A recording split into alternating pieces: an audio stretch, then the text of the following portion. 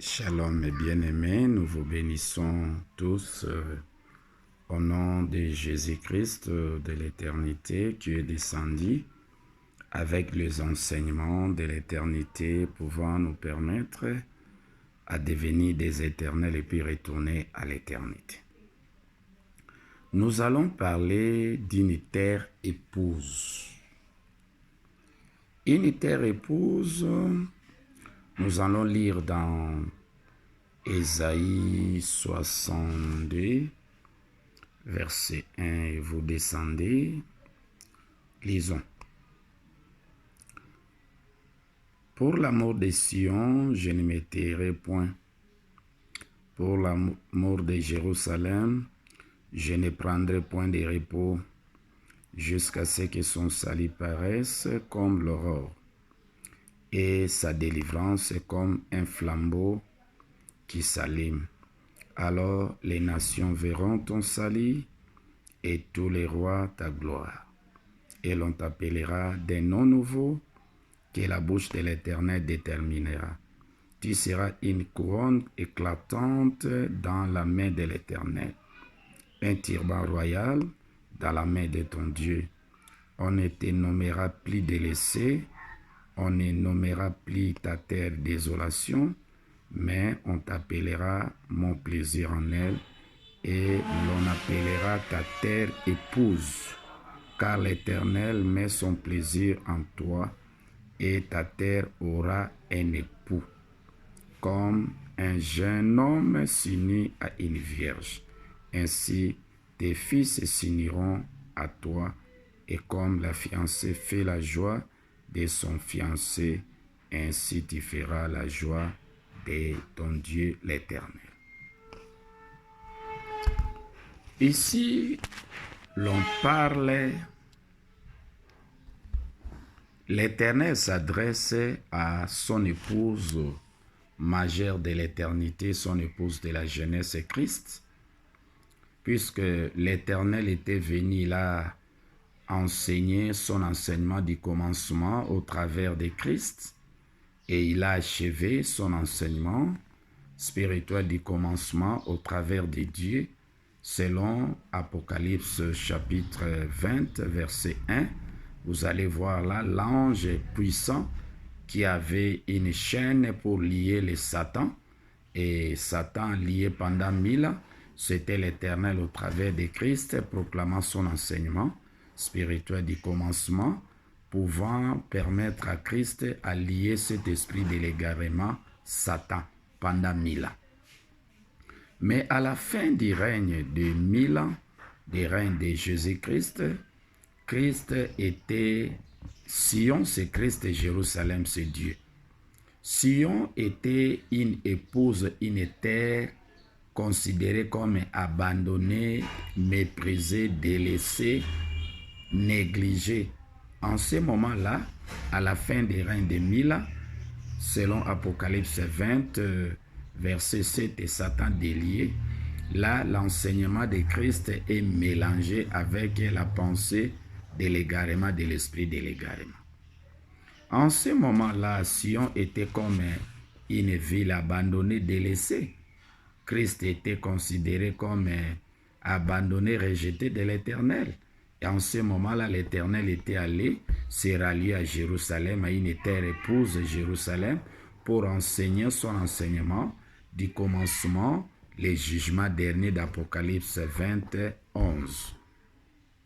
Et l'Éternel rappelle à Christ Sion, Sion à ses enfants, Sion à ses élus, Sion à ses prédestinés, que l'Éternel a mis à sa disposition pour les conduire à l'éternité. Jérusalem aussi à ses enfants, à ses élus, que l'Éternel a mis à sa disposition pour les amener à l'éternité. L'Éternel est un époux, c'est un polygame, il a des épouses, il a Sion comme épouse, une terre épouse, Sion, il a aussi Jérusalem comme épouse, et une terre épouse, Jérusalem. Mais avec Sion, l'Éternel a des enfants, avec Jérusalem aussi, l'Éternel aussi a ses enfants. Ce sont les élus, les prédestinés, que l'Éternel a mise à la disposition de Christ et Sion, et puis qu'il a mis à la disposition de Jérusalem, épouse, pour les amener à l'éternité. C'est comme ça que l'Éternel est un polygame. Il a des épouses, il a Sion, une terre épouse, il a Jérusalem, une terre épouse. Et durant les règnes de l'éternité, et c'est comme ça que l'Éternel réconforte son épouse de la jeunesse, c'est Christ et Sion.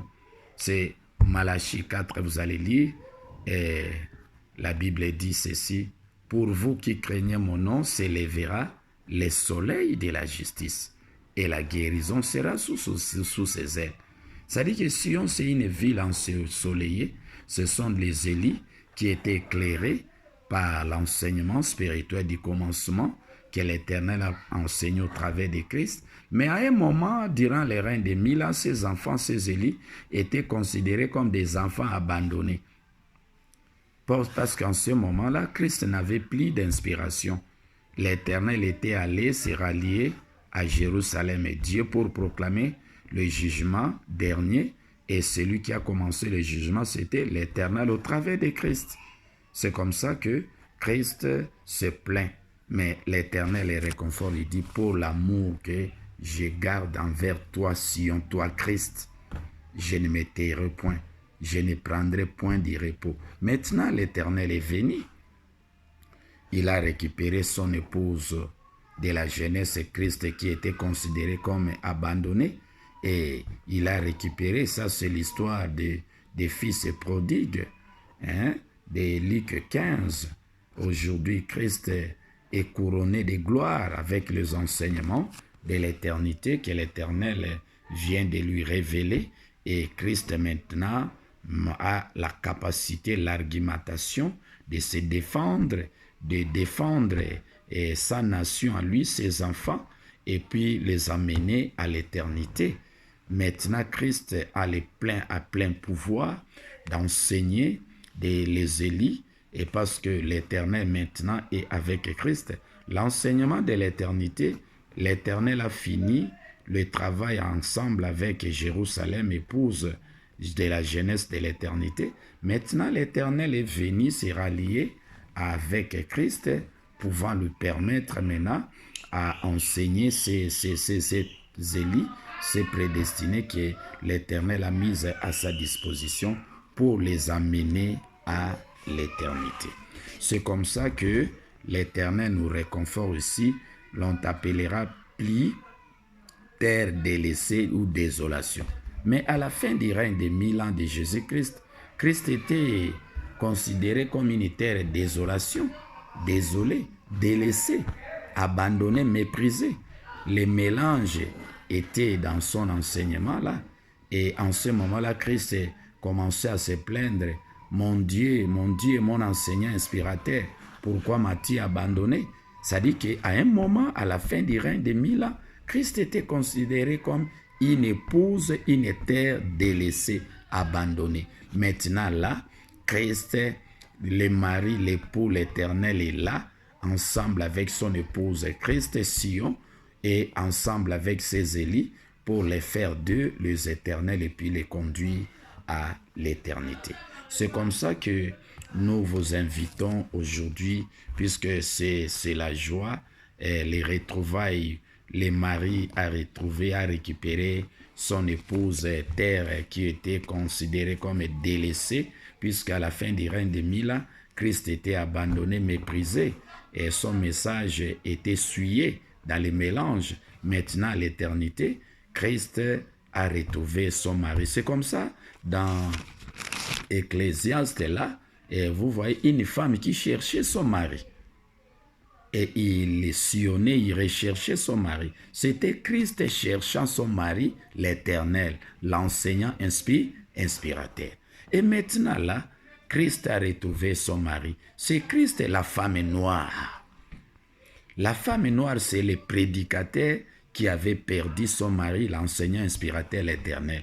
Maintenant, la femme noire a récupéré son mari, l'Éternel, l'époux. C'est comme ça que Ésaïe 54, verset 5, la Bible dit: car ton Créateur est ton époux, l'Éternel des armées est son nom. le meilleur berger, c'est l'Éternel lui-même. Et c'est comme ça que l'Éternel est venu avec son épouse Sion, terre récupérée, et avec les enfants pour les conduire à l'éternité. Que l'Éternel vous bénisse et nous vous invitons à amasser ces enseignements de l'éternité que l'Éternel vous enseigne maintenant même au travers de son épouse majeure de l'éternité, Christ, qui est là présent, Antoine Ilobola, qui amasser ces enseignements et de l'éternité, ça va vous permettre à devenir des éternels et puis retourner à l'éternité. Si vous négligez les enseignements de l'éternité que l'Éternel vous enseigne maintenant même au travers de son épouse Sion Christ pour vous amener à l'éternité, sachez-le mes bien-aimés que la porte de l'éternité sera fermée pour vous. Ne venez pas en retard, que l'Éternel vous bénisse.